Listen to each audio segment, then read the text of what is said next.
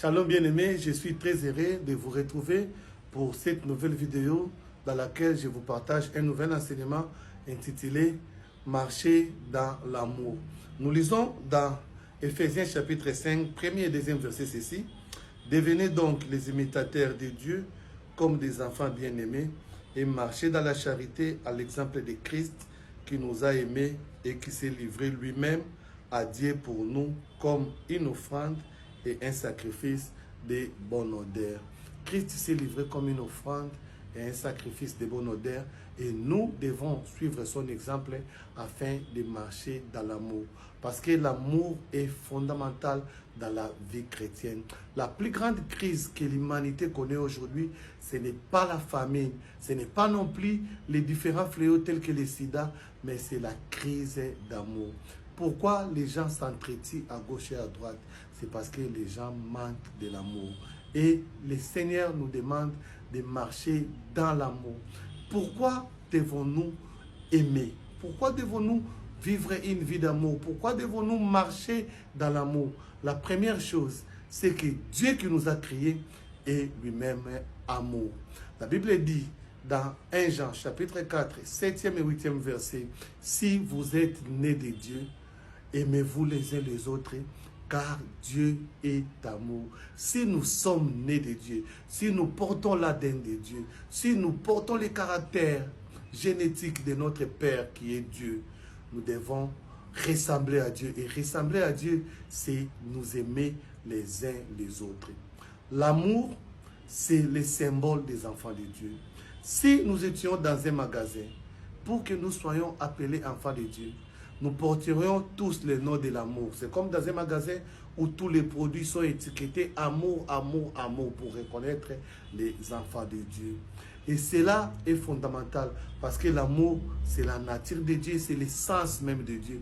Et nous qui sommes enfants de Dieu, devons manifester de l'amour, devons vivre dans l'amour les uns les autres, car c'est le caractère de notre Père Céleste. Cela manifeste le caractère de Dieu en nous, marcher dans l'amour. La deuxième raison pour laquelle nous devons marcher dans l'amour, c'est que l'amour, c'est l'identifiant des enfants de Dieu. L'amour, c'est la marque des enfants de Dieu.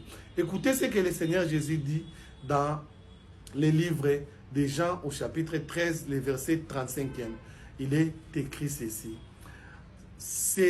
En ceci, ils connaîtront que vous êtes mes disciples, si vous vous aimez les uns les autres. Le Seigneur Jésus-Christ voulait que les disciples opèrent des miracles. Il leur a donné l'onction et la puissance d'opérer les miracles, d'aller guérir les malades, de baptiser. Mais il ne leur a pas dit que c'est en baptisant que le monde reconnaîtra que vous êtes mes disciples.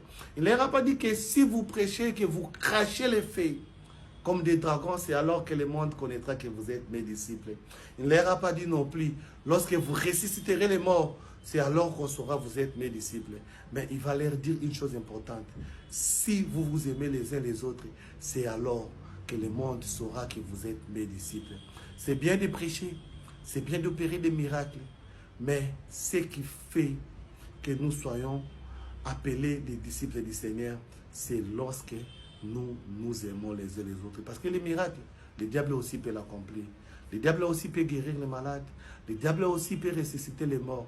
Mais ce que le diable ne peut pas, c'est aimer.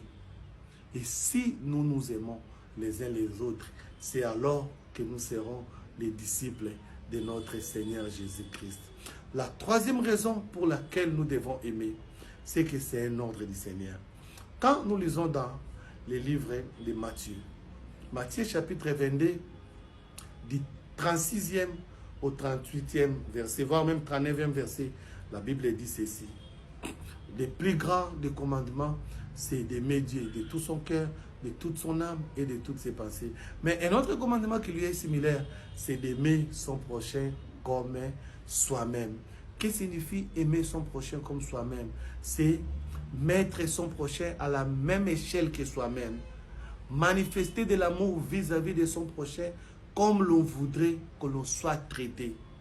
C'est quelque chose de fondamental. L'amour, c'est la base de la vie chrétienne. Il n'y a pas de vie chrétienne sans amour.